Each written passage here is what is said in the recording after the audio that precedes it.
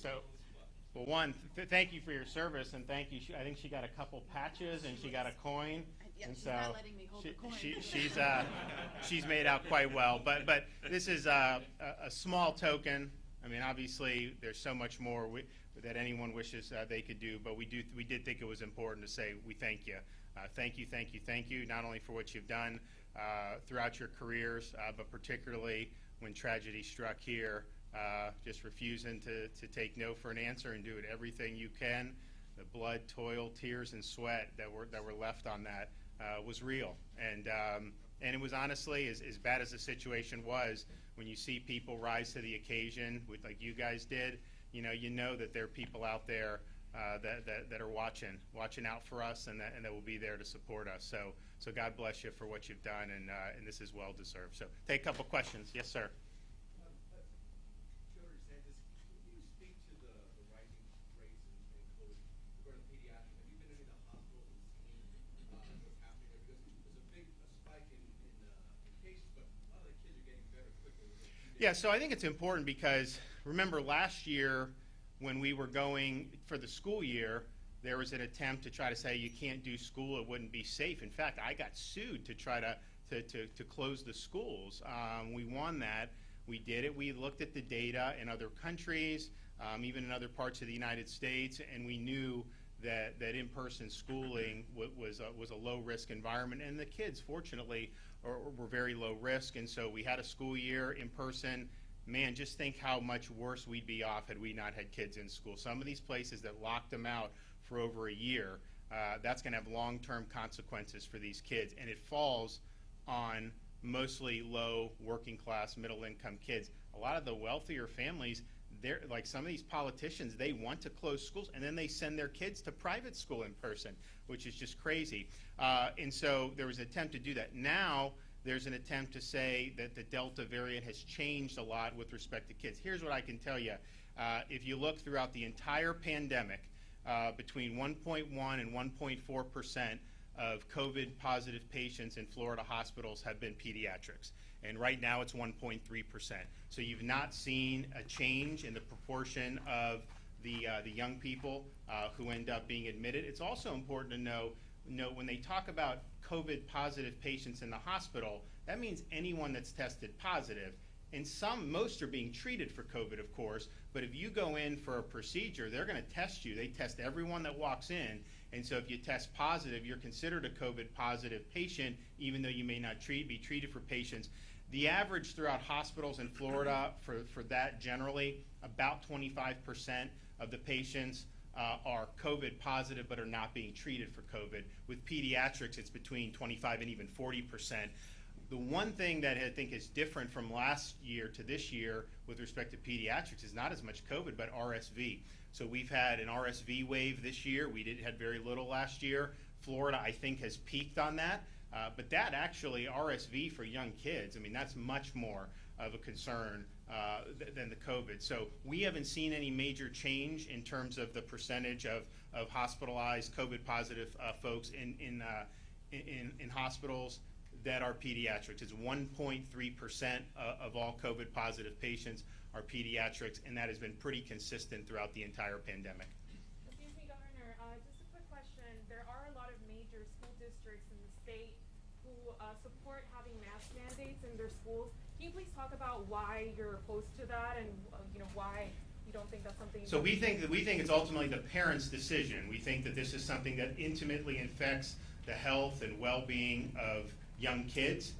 We had a whole year to watch how this is developed in Florida and throughout the United States and throughout the world. And I can tell you in Florida, we had school districts that mandated it last year, others that didn't, same with private and charter, and there was no statistical difference in terms of the cases. There was a study done by Emily Oster at Brown University, looked at New York, Massachusetts, and Florida. They found no correlation to forced masking and differences in cases. But you also have a situation where a lot of parents they've come to me, they've come to their school boards and said, this has been very difficult on their young kids to have to sit there for 8 hours with this. It's not natural.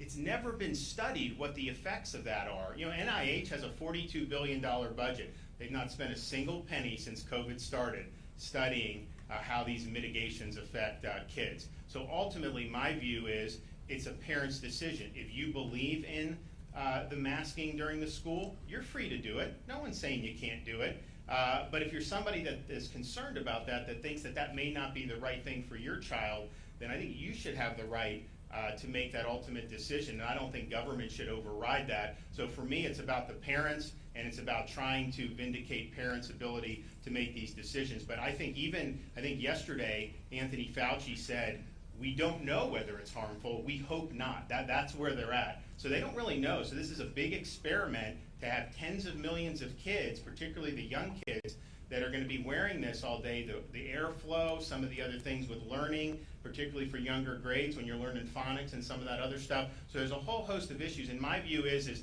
clearly the data, if you look at the data, it's totally reasonable for a parent to say, you know what, I'd rather send my kid to school without wearing the mask. So that's what it's about. It's about parental choice, not government mandate. And I think ultimately parents will be able to exercise the choices that they deem appropriate for their kids. But I would just remind folks, last year during this time, as we were getting ready for school, you had a lot of howling.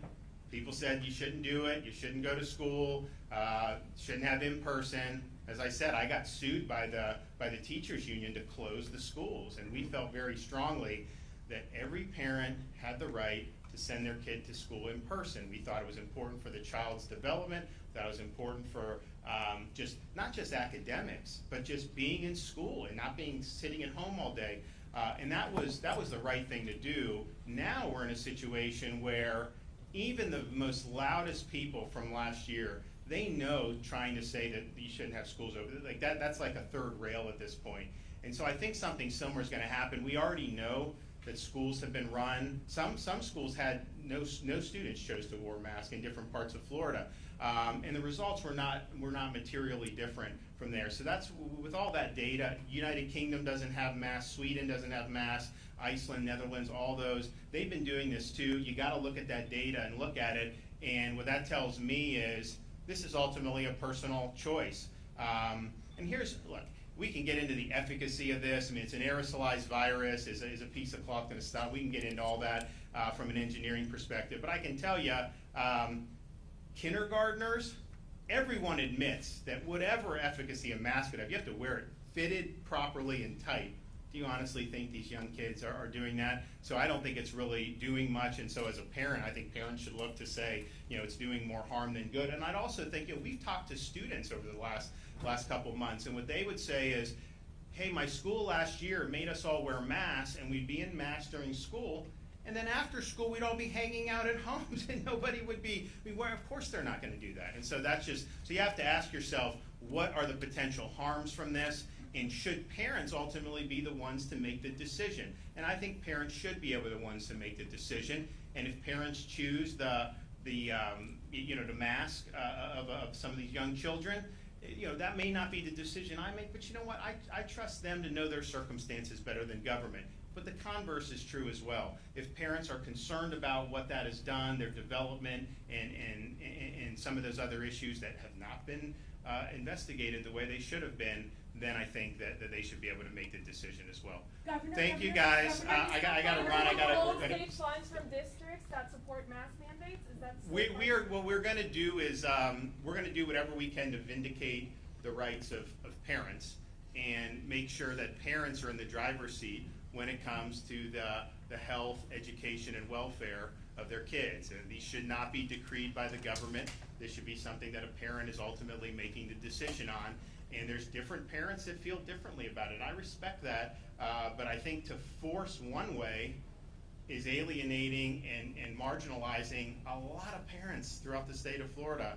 And I think we want to be supporting that. So we'll do what we can to be able to vindicate those rights. But I think ultimately, I think what you'll see is, I think most of the school districts, have not had most of the mask policies expired. I know you've had a couple districts that have done stuff recently, but at the end of the day, giving parent that option, you're free to recommend. You can encourage whatever you want, but I just don't think you can override the rights and the decisions of the parents. Thanks, everybody. I got to go. We're going to do some more today. You guys deserved it, and I can't thank you enough for your great service to the people of Florida. God bless you all.